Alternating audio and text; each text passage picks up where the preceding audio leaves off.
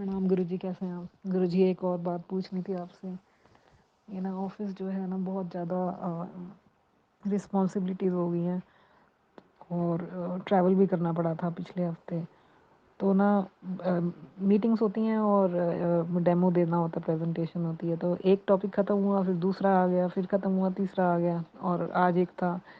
तो क्या होता है गुरुजी, एक तो बात ये है कि वो जो परफॉर्म करना है उसकी उसकी जो सारी तैयारी जो है वो एक दिमाग में घूमती है। अब दूसरा, वैसे बहुत अच्छा हुआ, मेरे को पर्सनली अपने पे कॉन्फिडेंस आया कि सही हो रहा है।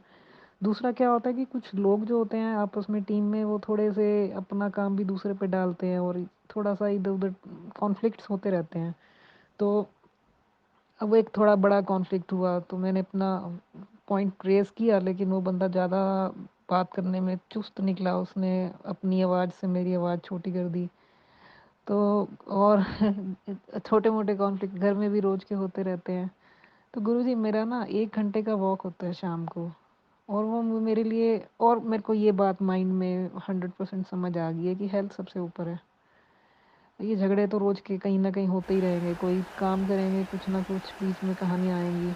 तो गुरुजी, जब मैं ये वॉक पे जाती हूँ, तो मेरी कोशिश होती है कि मैं अपनी अफ़र्मेशंस और थोड़ा-सा रिलैक्स और वो ग्रीनरी के साथ प्लेज़र फ्री टाइम 1 घंटा मैं अपना आराम करके आऊँ, रिचार्ज हो जाऊँ एक तरह से। तो आज जैसे मैं गई तो ये जो कहानियाँ थी वो मेरे साथ ही घूम रही थी।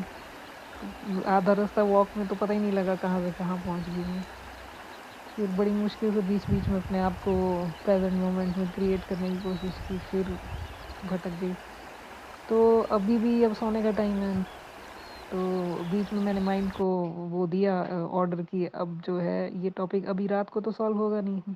एक झगड़ा हुआ और मुझे कोशिश करनी है, मेरा मन है कि कल मैं उसको डिस्कस करूँ मैनेजमेंट से और बताऊँ कि ये मेरे साथ इस बंदे ने जो है ठीक नहीं किया और ऐसे ऐसे होना चाहिए, वैसे होना चाहिए। तो अगर मुझे लग रहा है कि ऐसे मुझे बोलना है, तो मैंने उसको फाइनलाइज़ कर लिया कि ठीक है ये बोलूँगी, बट अब बात ख़त्म हो जाए ना, फिर रिपीट होती है। फिर घर की कहानी रिपीट हो जाती है, फिर ऑफ़िस की रिपीट हो जाती है। तो ये अगर ऐसे रिपीट होता रहेगा तो फिर वो मेरा जो अफ़र्मेशन है और अपने आप को शांत रखना और हेल्थ की तरफ और वो विजुअलाइज़ेशन और जो भी मेरी कहानी है, जो बहुत ज़्यादा इम्पोर्टेंट है मेरे लिए, तो उसका तो नंबर ही नहीं आएगा। तो बस आपसे शेयर कर रही थी।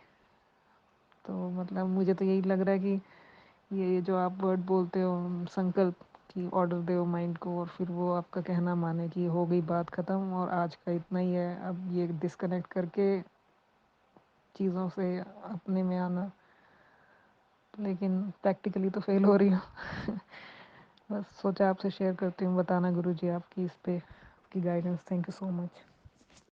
देखो, इसमें आपको मेन बात ये रखनी है, ये तो एक तो बहुत अच्छी बात तो यही है कि आप सब चीज़ों को समझ रही हैं, जान रही है, ये बहुत अच्छी बात है। लेकिन प्रैक्टिकल आपको ये करना पड़ेगा कि माइंड को चाहिए काम।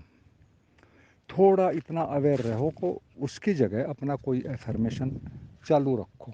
जब भी वो बात है, एफर्मेशन चालू रखो। दूसरी बात, इसका दूसरा सबसे तरीका क्या है, कोई भी प्रॉब्लम है, जैसे बंदे वाले कुछ है, इसको ऑन पेपर लिखो। डेली शाम को अपनी डायरी मेंटेन करो, उसमें सब चीज़ें लिख लो, जो गलती हुई उसको भी लिख लो और जो प्रॉब्लम है उनका समाधान भी लिख लो।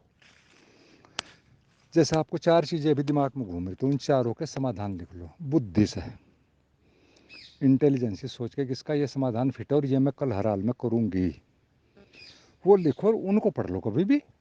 तो माइंड फिर आपको उस चीज़ को बार बार नहीं करेगा। जब भी ऐसी बात हो उसको पढ़ लो और उसकी जगह माइंड को दूसरा काम दो।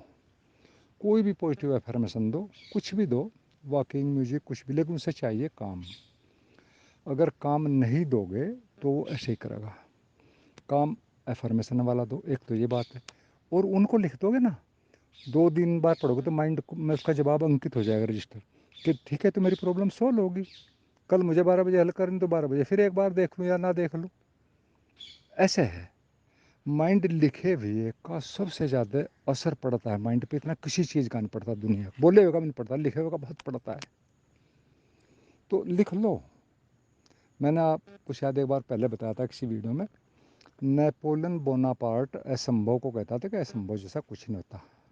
लेकिन पता है उसका इसके पीछे तर्क क्या था?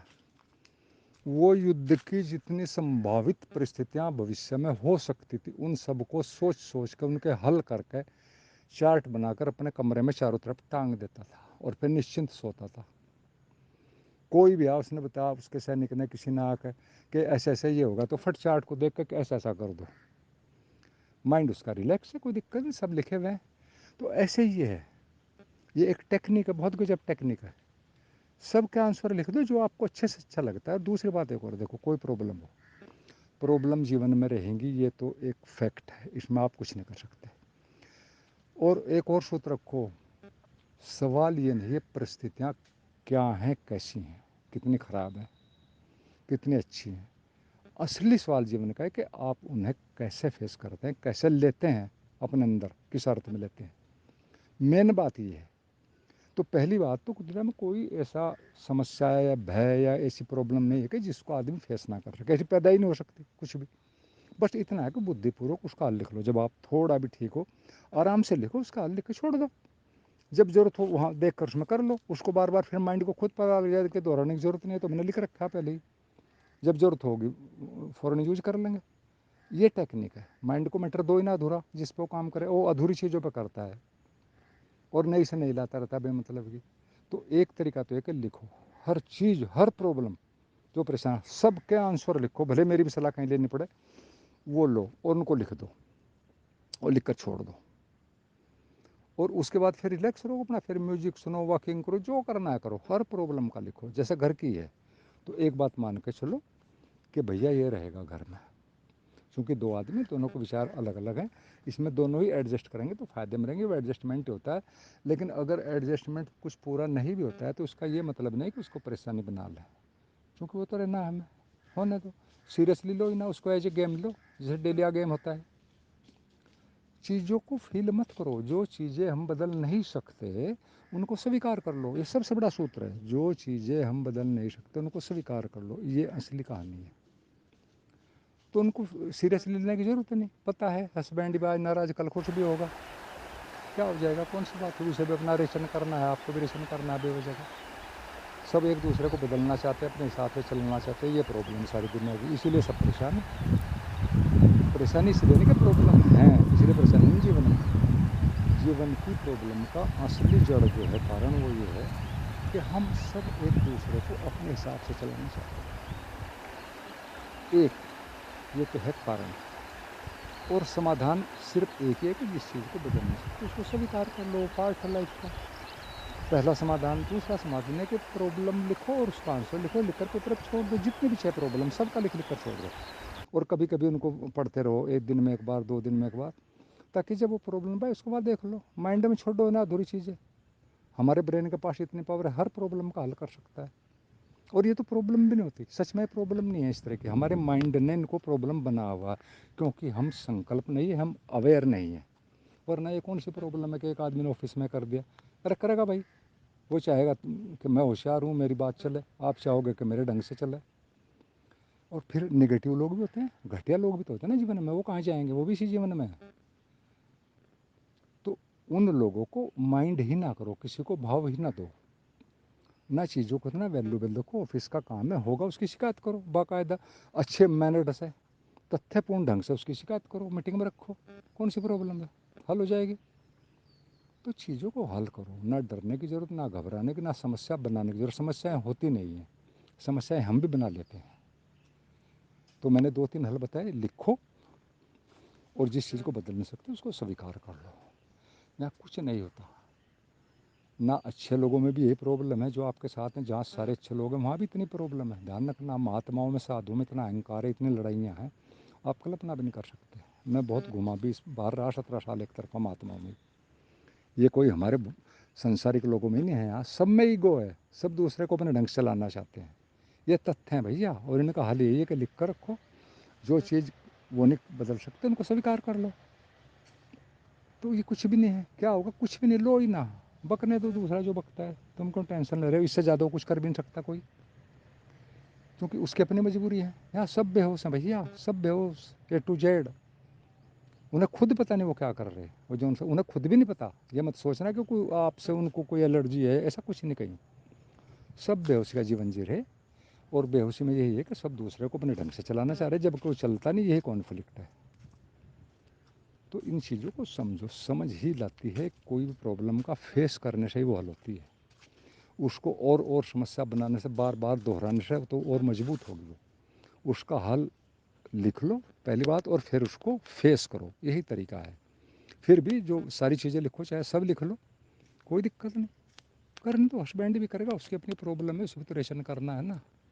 वो चाहता है कि मेरे ढंग से नहीं चल रही, सब जगह ये सारी दुनिया में पत्नियाँ अपने ढंग से चलती हैं, वो अपने ढंग से चलते हैं, सब एक दूसरे को बदलने के चक्कर में लगे हुए।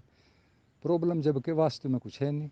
असली प्रॉब्लम तो रोटी कपड़े की वो लोगों पे है नहीं, जिनके पास वो लड़ते भी नहीं ना, उन पर प्रॉब्लम है, क्योंकि ना फुर्सत नहीं। प्रॉब्लम बनाने के लिए भी फुर्सत चाहिए, टाइम चाहिए, फालतू का टाइम चाहिए, सुविधाएं चाहिए। जब सुविधाएं हों, फालतू का टाइम, तब प्रॉब्लम बनाता है वो। अगर बेसिक नीड पूरी नहीं हो रही तो कहाँ प्रॉब्लम बनाएगा, उसे फुर्सत ही नहीं। तो भैया इन चीज़ों को समझो, जीवन जैसा है वैसा ही जीना पड़ेगा, वैसा ही स्वीकार करना पड़ेगा, कोई चारा नहीं है इसके अलावा। और लोग भाग भाग कर भी मैंने देखे, जो घरों से भागे उनकी भी हालत लगभग ऐसी है। आश्रमों में उनमें मुकदमेबाजियाँ हैं, फुल फुल हायर की है, ऊँच नीच है, सब चल रहा है सही, तना तनाई सब, बाहर कुछ है अंदर कुछ है। तो ये जीवन है, ये ऐसे ही चलता भैया। तो इसका तो फिर दो ही तरीका कि ये होता, हम इतना संकल्प हो के पूरी चीज़ों को एक साथ गिरा दें, आप बदल नहीं सकते हैं चीज़ों को। ये तो उनको समझ लो, उनको झेलने का पैटर्न बना लो, ताकि वो प्रभाव न डालें, एक तरीका है। फिर अगर दूसरा वह वो सबके बस का नहीं ना, वो करना चाहिए इतनी जल्दी, क्योंकि हम जीवन में ही सीखते हैं, जीवन से गुजर कर ही सीखते हैं। भाग कर भी कहीं इतना कुछ नहीं है, जो भागे हो गए सही है। और जिनमें होश है वो वहाँ भी जागे हैं जीवन में, बीच पट्टे भी, बिल्कुल जीवन के बीच में भी। तो चीज़ों को समझो, सिर्फ आप अपने को बदल सकते हैं, किसी को नहीं बदल सकते आप। अपना जीने का पैटर्न, चीज़ों को हल करने का पैटर्न, वो सीखने पड़ेंगे भैया, नई चीज़ें सीखनी पड़ेंगी। सब सोए हुए लोग हैं, उनको इस तरह ना लोगे वो कोई गलत लोग हैं, गलत तो हैं, लेकिन फिर वही है, उनको आप गलत लगते हैं। मुसीबत ये है। तो सिर्फ अपने को बदलो, किसी को बदलने के चक्कर में ना पड़ो, ना दुखी होने की ज़रूरत है ना कुछ है। इसको एक हैबिट बना लो, एक तथ्य बना लो, ऐसा ही है, सब ऐसे ही है। फील ही ना करो, फील नहीं है, ये तो ज़रूरत है जीवन को जीने की, इनको स्वीकार करो, ऐसे ही है। तो ठीक है, फिर भी जो पूछना पूछ लेना।